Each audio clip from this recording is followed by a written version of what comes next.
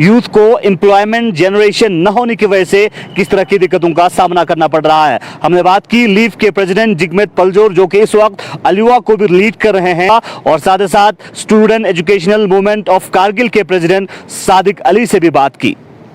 आपकी Gulistan news channel को धन्यवाद कहना चाहूँगा कि एक यूथ की जो इम्पोर्टेंट इशू अनएम्प्लॉयमेंट को लेके आपने इस बात को आगे रखने का प्लेटफॉर्म दिया, और साथ ही साथ सारे गुलिस्तान के मीडिया व्यूवर्स को मैं सलाम जुले कहना चाहूँगा। तो जैसा कि सभी को मालूम है, यूटी बनने के बाद से आज तक एक भी प्रॉपर रिक्रूटमेंट यहाँ पे नहीं हुआ है, और अभी तक रिक्रूटमेंट पॉलिसी नहीं बना है लद्दाख यूटी के लिए। तो इस हिसाब से जो हमारे लद्दाखी यूथ स्टूडेंट्स में एक खदशात रहा है और एक डाउट रहा है और एक शंका है कि अभी तक ये जो अनएम्प्लॉयड यूथ का मसला अभी तक क्यों सुलझा नहीं है, इतने साल होने के बावजूद भी। तो इस सिलसिले में जो अल्युआ जो एक बॉडी बहुत पहले हुआ करते थे, एक स्ट्रॉन्ग बॉडी हुआ करते थे जो अनएम्प्लॉयमेंट इशू को देखते थे, उस बॉडी को फिर से एक अनएम्प्लॉयड यूथ के द्वारा इसको रिवाइव करने की कोशिश कर रहे थे। तो अल्युआ के इंटीरियम बॉडी द्वारा स्टूडेंट यूनियन को बुलाया गया और डिस्कशन हुआ उस पर। तो उनके जो इंटीरियम बॉडी ने यही स्टूडेंट बॉडीज़ को रिक्वेस्ट किया कि आज से जब तक उनके प्रॉपर बॉडी नहीं बनते तब तक अनएम्प्लॉयमेंट के इश्यूज़ को स्टूडेंट बॉडी रेस करेंगे। और मैं ये प्रॉमिस करना चाहूँगा जहाँ तक मुमकिन है हम लोग इस चीज़ को आगे लेके जाएंगे। दूसरे साइड से जो टूरिज़्म सेक्टर और बाकी जो पार्ट टाइम जिसमें यूथ पार्टिसिपेट करते हैं, वो सब सेक्टर डिफंग होने की वजह से आजकल यूथ में एक बहुत सीरियस प्रॉब्लम हो रहा है। जैसे कि बहुत सारे यूथ डिप्रेशन एंजाइटी का शिकार हुआ है, बहुत सारे यूथ और बुरे हैबिट से गुजर रहे हैं, और उस वजह से बिल्कुल सोसाइटी में एक गलत वो जा रहा है। तो मैं समझता हूँ कि इस चीज़ को सीरियसली टेकअप करना चाहिए, सभी का मसला है, इस चीज़ को सभी सीरियसली लेके इसको आगे बढ़ाना चाहिए। और ख़ासकर जैसे अनएम्प्लॉयमेंट इश्यूज़ में एक चीज़ ये है कि जो अनएम्प्लॉयमेंट यहाँ पे डिस्ट्रिक्ट कैडर जॉब और जो जितने भी हमारे हिल काउंसिल द्वारा कर सकते हैं, इसको हम यही रिक्वेस्ट करना चाहते हैं हिल काउंसिल को, इसको जल्द से जल्द, क्योंकि 2019 में जब यहाँ पे गवर्नमेंट द्वारा रीऑर्गेनाइजेशन एक्ट लाया गया था, उसमें उन्होंने साफ किया कि जो भी काउंसिल का एग्जिस्टिंग एक्ट है और जो काउंसिल है दोनों साथ रहेंगे। तो काउंसिल के एक्ट में ये है कि डिस्ट्रिक्ट कैडर जॉब वो कर सकते हैं। तो इस चीज़ को अभी तक ना होने का रीज़न अभी तक मालूम नहीं हुआ। हम काउंसिल से रिक्वेस्ट करना चाहते हैं कि इस पे आप गौर कीजिए और इसको जल्द से जल्द इस इशू को सॉल्व कीजिए। क्योंकि और एक दूसरी इशू ये भी है, जितने भी डेप्यूटेशन और आउटसोर्सिंग किया जा रहा है, इस चीज़ को हमें जल्द से जल्द रोकना पड़ेगा। एक तो ये है, मैं समझता हूँ कि डेप्यूटेशन पे जो जितने भी एम्प्लॉय ला रहे हैं, हमारे यहाँ पे काबिल यूथ बहुत सारे बैठे हुए हैं। तो मैं समझता हूँ हाँ, ऑफिसर लेवल और गेजेटेड पोस्ट में ज़रूर चाहिए होगा, ये लद्दाख यूटी को मैन पावर चाहिए होगा, मगर और भी बहुत सारे काम है जो यहाँ के एग्जिस्टिंग अनएम्प्लॉयड यूथ है वो कर सकते हैं, बहुत काबिल है।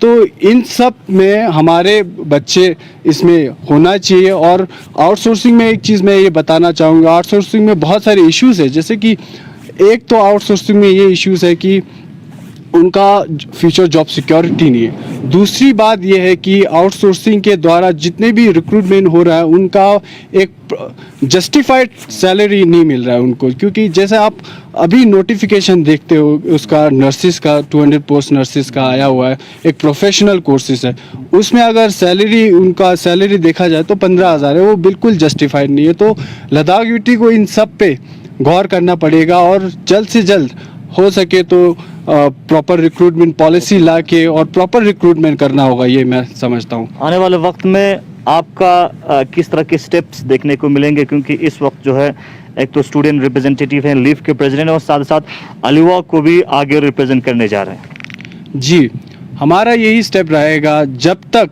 अल्युआ का प्रॉपर बॉडी नहीं बनता तब तक हम इस मसले को आगे ले जाएंगे, जहाँ तक ले जाना पड़े तब वहाँ तक हम पहुँचाएंगे, इस इशू को टेकअप करेंगे। और लद्दाख यूटी बनने के बाद अभी जो लद्दाख में एक ये है कि हमारे लद्दाख को कॉन्स्टिट्यूशनल सेफगार्ड की ज़रूरी है, तो उस इशू को लेकर एक जब तक हमारा constitutional safe guard under 6 schedule नहीं मिलता, उस बीच में एक मिड वे हमें ढूंढना पड़ेगा और उसके लिए हम गवर्नमेंट का साथ देने के लिए तैयार है। और जो भी हमारे साइड से सजेशंस हो सकते हैं हम गवर्नमेंट को देने का भरपूर कोशिश करेंगे। जब से यूटी बना है तब से लद्दाख के अंदर कोई भी रिक्वायरमेंट नहीं किया गया है और अभी सुनने में ये आ रहा है जितने भी लद्दाख यूटी गवर्नमेंट का जो पोस्ट है वो एक प्राइवेट कंपनी को रिक्वायरमेंट करने के लिए दिया गया है। तो हम नहीं चाहते कि किसी प्राइवेट कंपनी बाहर से आउटसोर्सिंग करके यहाँ पे जो है बाहर के लोगों को रखा जाए। और हम यूटी गवर्नमेंट से यही एक अपील करते हैं कि आने वाले दिनों में लद्दाख के ही बच्चों को इसमें रिक्वायरमेंट किया जाए और लद्दाख में ही अलग एक रिक्वायरमेंट बोर्ड जो है खोला जाए और यहाँ के लोगों को यहाँ ही रिक्रूट किया जाए। और साथ ही साथ अभी जितने भी हमारे गेजेटेड पोस्ट है लद्दाख यूटी के अंदर, और उन सुनने में आ रहा है बाहर से जो है ये लोग यहाँ पर रिक्वायरमेंट करके कॉन्ट्रेक्चुअल बेस पे यहाँ पे ला रहा है। तो हम नहीं चाहते हैं कि यहाँ लद्दाख के अंदर बाहर के लोग आके काम करें। ये लद्दाख के अंदर लद्दाखी लोगों को यहाँ पे रिक्वायरमेंट करके परमानेंटली इनको अपॉर्चुनिटी प्रोवाइड किया जाए। साथ ही साथ मैं LIGC कारगिल को भी रिक्वेस्ट करता हूँ कि इस इशू को सीरियसली टैकल करें और जितना जल्दी हो सके लद्दाख के लोगों को इसमें रिक्रूट करने की ज़रूरत है और इनको लद्दाख के लोगों को ये अपॉर्चुनिटी प्रोवाइड करने की ज़रूरत है। श्रीनगर करके लद्दाख कौमी शाहरा आज भी गाड़ियों के आमदरफ्त के लिए बंद रहा। जोजिला पास बंद होने की वजह से दरमांदा ट्रक ड्राइवर्स को काफ़ी दिक्कतों का सामना करना पड़ रहा है, क्योंकि ज़्यादातर ट्रक कश्मीर के सोनमर्ग साइड में और कारगिल में दरमांदा हैं।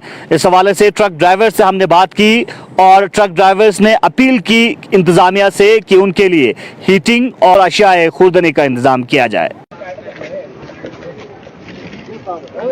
अस्सलाम वालेकुम, आदाब नाजरीन, एक बार फिर आप सभी का गुलिस्तान लद्दाख के फेसबुक लाइव में वेलकम करते हैं।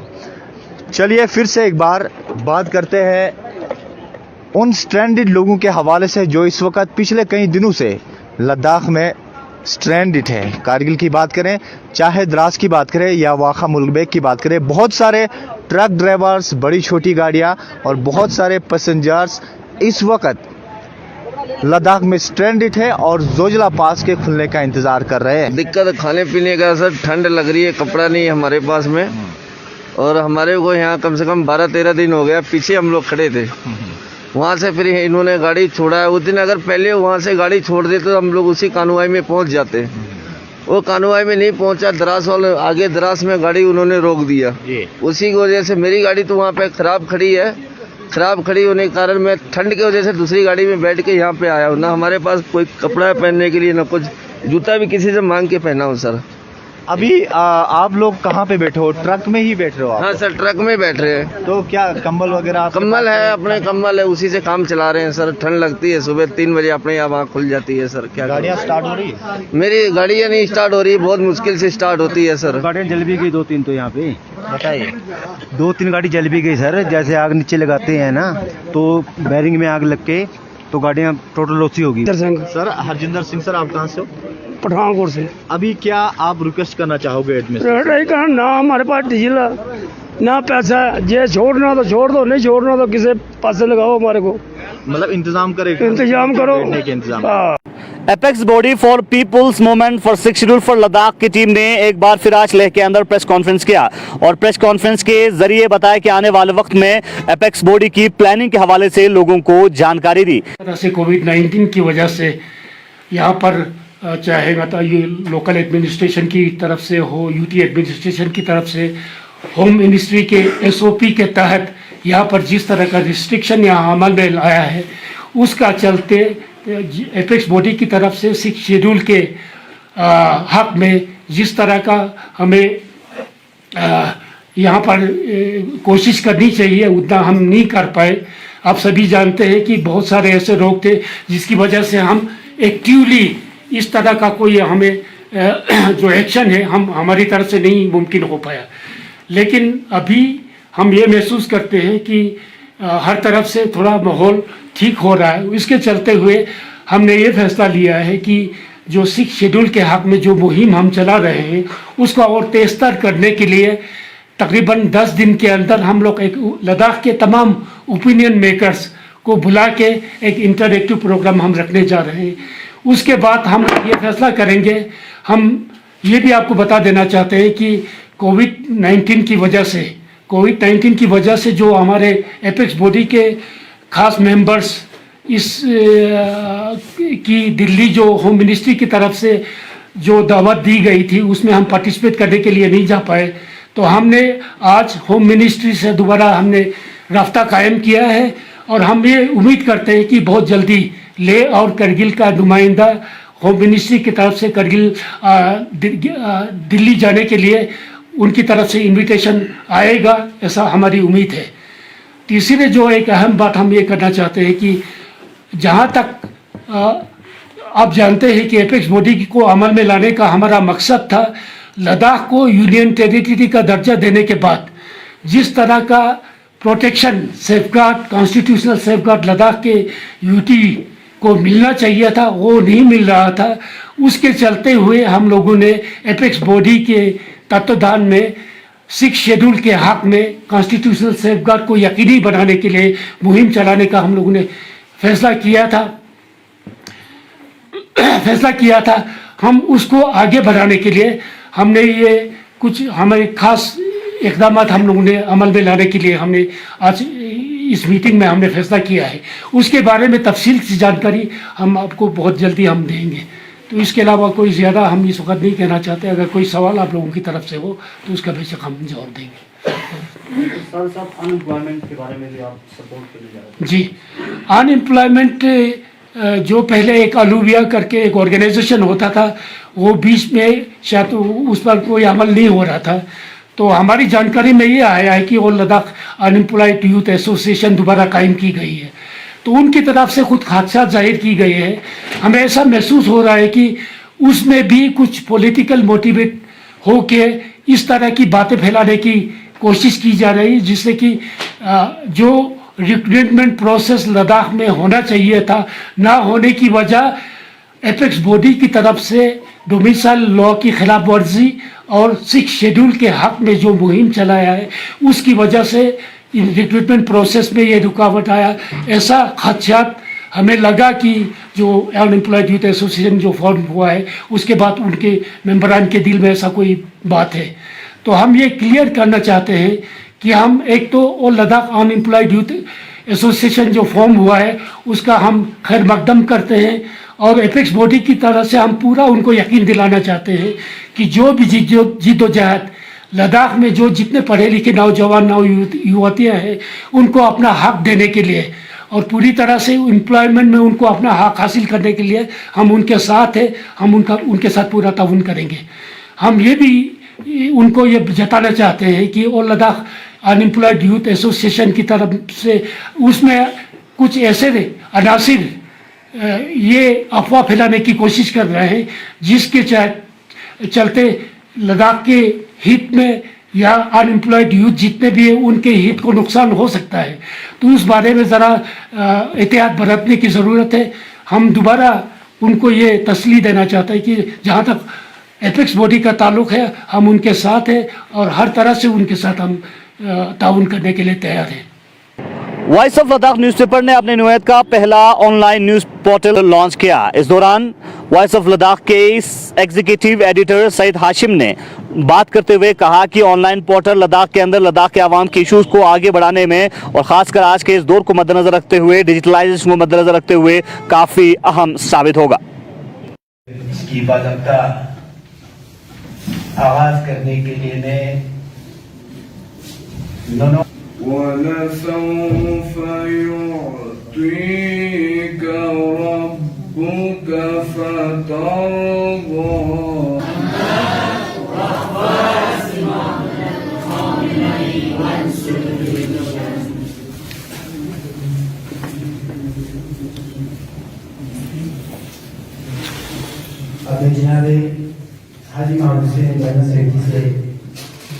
रीजन का पूरा वाहिद अखबार है जो इम्पैनल्ड है और जो कंटिन्यूसली विदाउट फेल निकल रहे हैं पिछले 8 साल से। ये 2 लैंग्वेजेस में है, उर्दू और इंग्लिश में। और आज हमने इसका वेब पोर्टल जो है लॉन्च किया है voiceofladakh.in करके। और इस वेबसाइट पे लोगों को रोज़ न्यूज़ मिलेंगे, रोज़ अपडेट्स मिलेंगे ओपिनियंस भी हैं और इसमें बहुत सारे कैटेगरीज हैं जैसे कि आपका कारगिल और ले दोनों के ग्राउंड स्टोरीज पे हम काम करने जा रहे हैं। साथ में ओपिनियंस और एडिटोरियल और गिलगित बल्तिस्तान के लिए अलग सा इसमें कैटेगरी है, लद्दाख के लिए अलग कैटेगरी है, नेशनल न्यूज़ के लिए अलग कैटेगरी है और जम्मू एंड कश्मीर के लिए भी अलग कैटेगरी है। इसके साथ साथ जैसे कि हमारा पूरा रीजन जो है वो काफ़ी फ़ोटो जनक है, इसीलिए यहाँ पे एक फ़ोटो स्टोरी के लिए अलग सा कॉलम रखा गया है। उसमें लद्दाख की सीनरी पे, लद्दाख की कल्चर पे और लद्दाख के दूसरे एस्पेक्ट्स को हम कैमरे के ज़रिए, लेंस के ज़रिए इसमें लाने की कोशिश करेंगे और उम्मीद है कि रीडर्स जो है इस पे ज़्यादा फोकस करेंगे और हमारे वेबसाइट को पढ़ेंगे। और एक ज़रूरी इत्तला ये है कि विद इन फ्यू डेज़, कुछ दिनों के बाद इसका ऐप भी बनने जा रहा है, तो आप अपने मोबाइल में इसका ऐप डाउनलोड कर सकते हैं और आप ऐप से ही न्यूज़ को अच्छे से पढ़ सकते हैं। दुनिया भर की तरह जिले कारगिल में भी ईद सईद हज़रत ज़ैनब सलामुल्लाह अलैह बड़े जोश व खरोश के साथ मनाया गया। इस मौके पे जिले कारगिल के मुख्तलिफ मुकामात पर तकरीबात मुनक़िद की।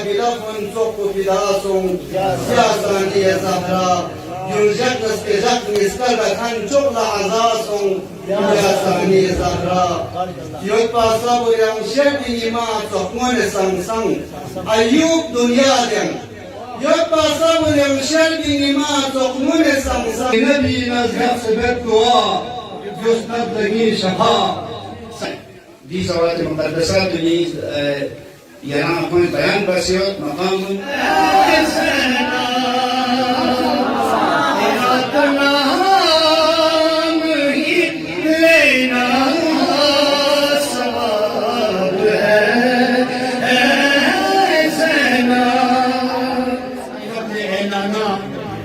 वफा करके मैं आई हूँ। कहा ज़ैनब ने नाना वफा करके मैं आई हूँ। बिस्मिल्लाहिर्रहमानिर्रहीम।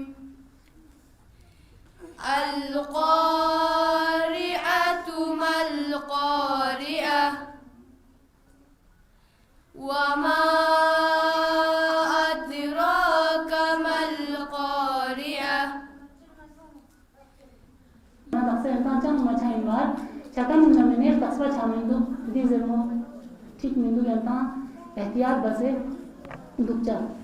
दूसरा दी ज़रमो मस यंता अज़ीज़ कीची बस यंतेस सबसे एहतियात बच्चीन ज़रे यंता सला पता लापा बुचान मास तबचा दोनों सब बच्ची याला तो दिव्या नज़र नुकी मतस नाम पे अनु शिक्स कोलिन किचन पे अनु थप वो खाली जापा बच्ची हैदर कभी नबी कभी शफीर है ज़ैनब।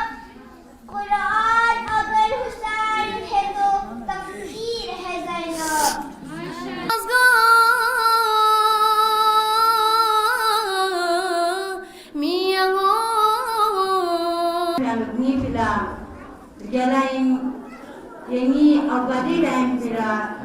लद्दाख से आज के अपडेट्स में इतना ही। कल फिर मिलेंगे। निसार हुसैन और मोहम्मद साक को दीजिए इजाजत। खुदा हाफिज।